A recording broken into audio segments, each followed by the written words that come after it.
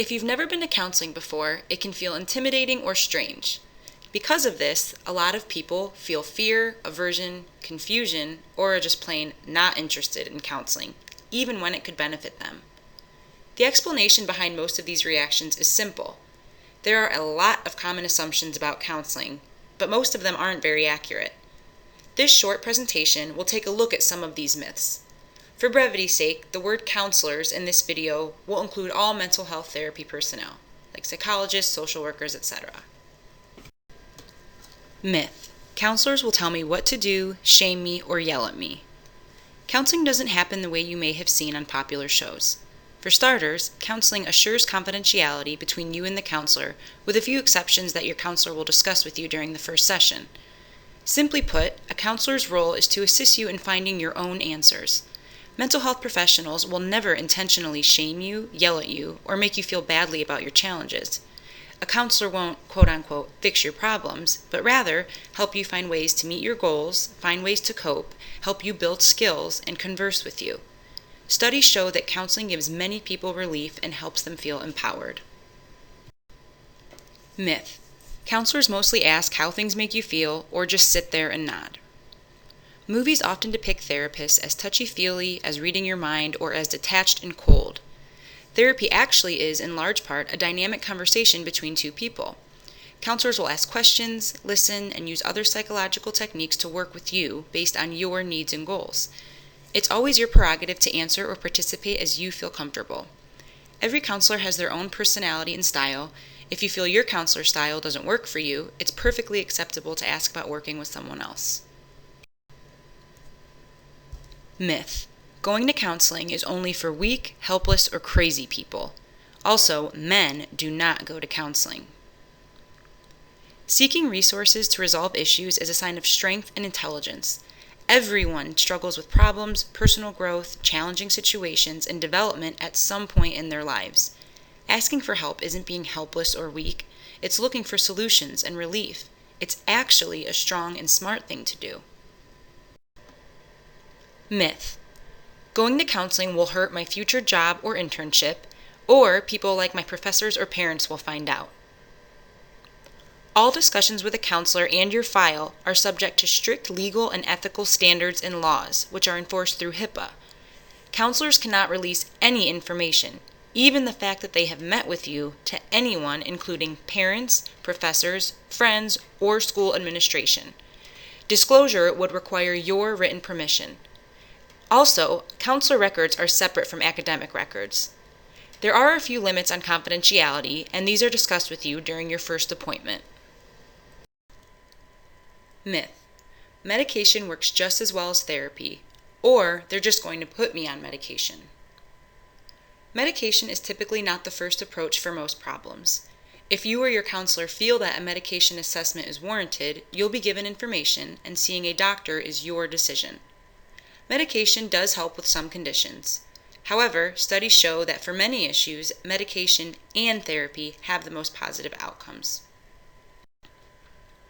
Myth: counseling is just learning how to think happy thoughts. If only that were true. Counseling is about helping people look at their lives, their minds and behaviors, and make changes to those areas based on their findings and goals. A counselor can help you change your perspective, cope better, or help you gently face a painful past or present in order to get to a happier future. Don't worry that your problem is too big, too small, weird, or embarrassing. Counselors are not here to judge you, but to work with you. Myth: it's awkward to tell a stranger my problems. I'm kind of shy. Many people are reserved when it comes to private matters. Counselors are typically very empathetic people and make your first session comfortable by explaining counseling and asking questions to help you discuss your concerns with greater ease. It is a relief for most people to get an objective point of view and emotional support. For shy people, talking through your problems and sharing can help you improve your social skills and become more comfortable talking with other people. Myth: I'm religious and I feel that prayer and meditation should be enough to help me. Everyone experiences challenges and negative feelings, regardless of his or her religion. Spirituality can be a great coping resource by empowering and guiding you. Asking for help is supported by almost all religious teachings. There are both religious and non-religious or secular counselors available to you. Secular counselors will also be supportive of your faith and assist you in using your beliefs in a way that positively support your goals. Myth: a counselor has to have the same experiences and background in order to understand me.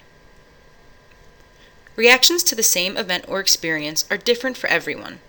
Just because someone appears to be the same as you doesn't mean that they necessarily are. Similarly, just because someone appears to be different from you doesn't always mean that they are.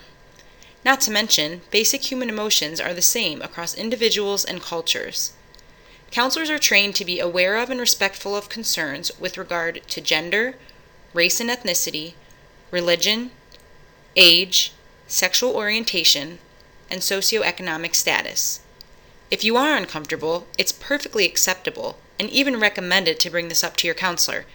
They are prepared to hear your concerns and talk openly with you about your discomfort. It's okay. We do not have session limits at the University Counseling Center. Typically, we see students for 4 or 5 sessions on average. How long you'll be in counseling will depend on you and your therapist. For more in-depth issues, we have many referral sources off campus, both for students that have insurance and also for those who may not have insurance. For students waiting to get into community-based treatment, we're happy to provide counseling. We welcome your call with questions about these issues. There is also no charge for services at the University Counseling Center. You may feel like you're the only one, but you're not by a long shot. Research conducted on college campuses shows that 1 in 4 students has a diagnosable mental illness. 40% of students do not seek help, 80% feel overwhelmed by their responsibilities, and 50% have been so anxious that they struggled in school.